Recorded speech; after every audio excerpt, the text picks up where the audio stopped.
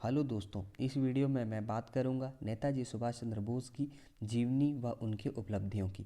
तो चलिए शुरू करते हैं इस वीडियो को। भारतीय स्वतंत्रता संग्राम के अग्रणी नेता तथा नेताजी के नाम से विख्यात आदमी वीर सुभाष चंद्र बोस वीर परशुरामा भारती के एक ऐसे लाल थे जिन्होंने अपने प्रखर व्यक्तित्व, अद्भुत संगठन शक्ति तथा प्रबल पराक्रम के बल पर मातृभूमि के चरणों में सर्वस्व समर्पित करने वाले वीर बलिदानियों में अपनी एक अलग पहचान बनाई है।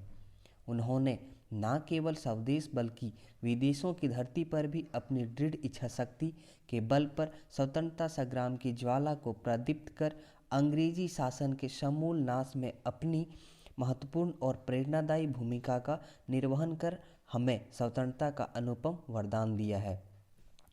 भारत की स्वाधीनता में नेताजी सुभाष चंद्र बोस की आज़ाद हिंद फौज की अत्यंत महत्वपूर्ण भूमिका रही है। द्वितीय विश्व युद्ध के दौरान सन 1942 में भारत को अंग्रेजों के कब्जे से स्वतंत्र कराने हेतु इस सशस्त्र सेना का गठन किया गया था। इसे इंडियन नेशनल आर्मी, जिसे INA के नाम से भी जाना जाता है, इनकी संरचना रास बिहारी बोस जी ने जापान की सहायता से टोक्यो में की। उन्होंने दक्षिण पूर्वी एशिया से जापान द्वारा एकत्रित लगभग 40,000 भारतीय स्त्री पुरुषों की प्रशिक्षित सेना का गठन का भी श्री गणेश किया। स्थापना के समय आज़ाद हिंद फौज में उन भारतीय सैनिकों को शामिल किया गया था जो जापान द्वारा युद्धबंदी बना लिए गए थे, लेकिन बाद में इसमें बर्मा और मलाया में स्थित भारतीय स्वयंसेवकों की भी भर्ती कर इस सशस्त्र सेना का विस्तार किया गया। इस बात के भी प्रमाण मिलते हैं कि इस फौज के गठन से पूर्व 29 अक्टूबर सन 1915 को राजा महेंद्र प्रताप सिंह ने उस समय भारत का ही अंग रहे अफगानिस्तान में आज़ाद हिंद फौज के नाम से एक सेना बनाई थी। लेकिन दोनों सेनाओं में से कोई संबंध नहीं होने के बावजूद इन दोनों के नाम और उद्देश्य एक समान थे। श्री रास बिहारी बोस द्वारा फौज की स्थापना के एक वर्ष बाद जून सन 1943 में जब नेताजी सुभाष चंद्र बोस जापान पहुँचे तो उन्होंने वहां टोक्यो रेडियो से यह घोषणा की कि अंग्रेजों से यह आशा करना बिल्कुल व्यर्थ है कि वे स्वयं अपना साम्राज्य छोड़ देंगे। हमें भारत के भीतर और बाहर से स्वतंत्रता के लिए राष्ट्रभक्ति और उनकी ओजस्वी बातों से अत्यंत प्रभावित होकर रास बिहारी बोस ने 4 जुलाई सन 1943 को 46 वर्षीय सुभाष चंद्र बोस को आज़ाद हिंद का नेतृत्व सौंप दिया।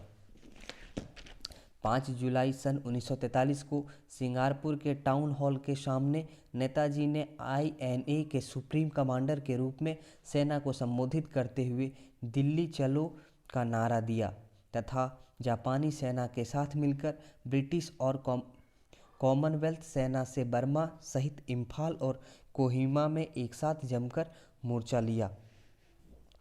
21 अक्टूबर सन 1943 को सुभाष चंद्र बोस ने आज़ाद हिंद फौज के सर्वोच्च सेनापति की हैसियत से स्वतंत्र भारत की अस्थायी सरकार बनाई, जिसने जर्मनी, जापान, फिलीपींस, कोरिया, चीन, इटली और आयरलैंड जैसे अनेक शक्तिशाली देशों ने मान्यता प्रदान की। इस आज़ाद हिंद सरकार ने राष्ट्रीय ध्वज के रूप में तिरंगे को ही चुना था तथा राष्ट्रगान विश्व प्रसिद्ध साहित्यकार गुरुदेव रविन्द्रनाथ टैगोर द्वारा रचित जन गण मन को बनाया था। इसके साथ ही एक दूसरे के अभिवादन के रूप में जय हिंद बोलने की परंपरा प्रारंभ हुई। जापान के द्वारा अंडमान और निकोबार द्वीप समूह अस्थायी सरकार को प्रदान किए गए। नेताजी सुभाष चंद्र बोस स्वयं उन द्वीपों में गए तथा उनका नया नामकरण करते हुए अंडमान का नाम शहीद द्वीप एवं निकोबार का नाम स्वराज द्वीप रखा। 30 दिसंबर सन 1943 को इन दोनों द्वीपों पर स्वतंत्र भारत का ध्वज भी फहरा दिया गया।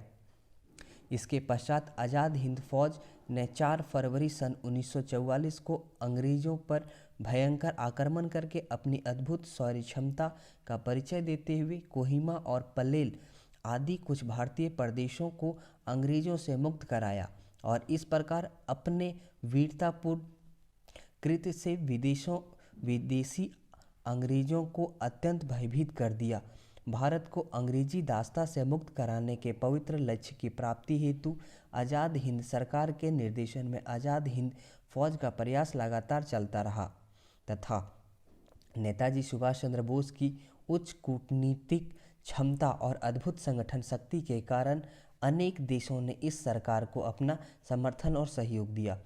6 जुलाई 1944 को नेताजी सुभाष चंद्र बोस ने रंगून रेडियो स्टेशन से गांधी जी के नाम का एक प्रसारण जारी करते हुए अपनी स्थिति स्पष्ट की और आज़ाद हिंद फौज द्वारा लड़ी जा रही इस निर्णायक लड़ाई में जीत के लिए उनकी शुभकामनाएं मांगी। इसके बाद 21 मार्च सन 1944 को दिल्ली चलो के ऐतिहासिक उद्घोष के साथ आज़ाद हिंद फौज का भारत की धरती पर शुभागमन हुआ। 22 सितंबर सन 1944 को शहीदी दिवस मनाते हुए सुभाष चंद्र बोस ने अपने सैनिकों से मार्मिक शब्दों में कहा, हमारी मातृभूमि स्वतंत्रता की खोज में है। तुम मुझे खून दो, मैं तुम्हें आज़ादी दूंगा। यह स्वतंत्रता की देवी की मांग है। कहते हैं समय बलवान होता है। उस समय कुछ ऐसी अंतर्राष्ट्रीय घटनाएं हुई जिनका नकारात्मक प्रभाव सुभाष चंद्र बोस की आज़ाद हिंद सरकार और आज़ाद हिंद फौज पर पड़ा। दुर्भाग्यवश युद्ध का पासा पलट गया। जर्मनी ने हार मान ली और जापान को भी घुटने टेकने पड़े। ऐसे में सुभाष चंद्र बोस की हवाई जहाज दुर्घटना में निधन हो गया। यद्यपि उनका सैनिक अभियान असफल हो गया, तथापि इस असफलता में भी उनकी विजय छिपी थी। वीर सुभाष चंद्र बोस ने अपने आदम्य शौर्य और दृढ़ इच्छा शक्ति के बल पर स्वतंत्रता का दशा झेल रहे भारतवासियों के मन में आज़ादी की जो ललक जगा दी, उसके परिणति कालांतर में भारत की स्वाधीनता के रूप में हुई।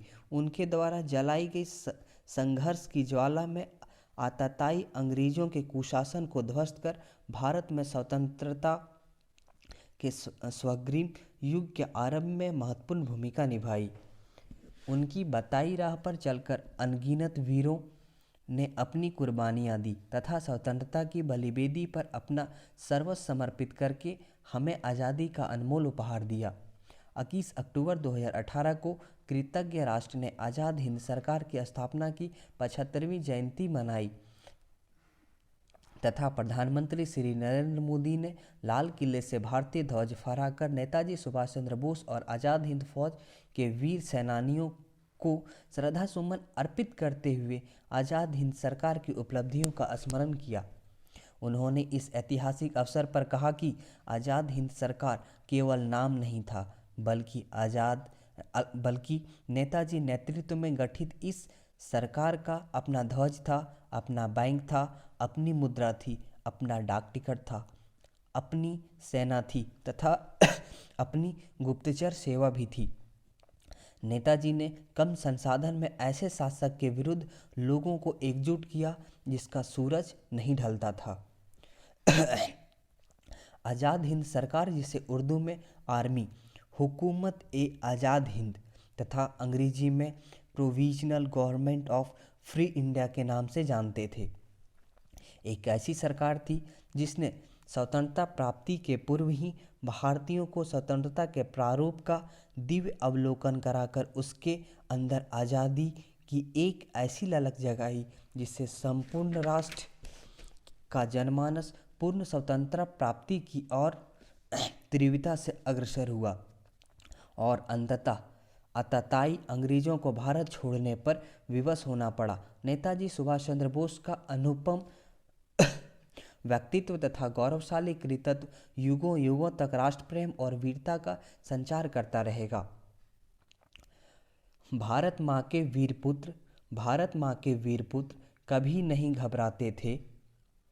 नाम तुम्हारा सुनकर दुश्मन नित भय से थर्राते थे। तेरी अमर कहानी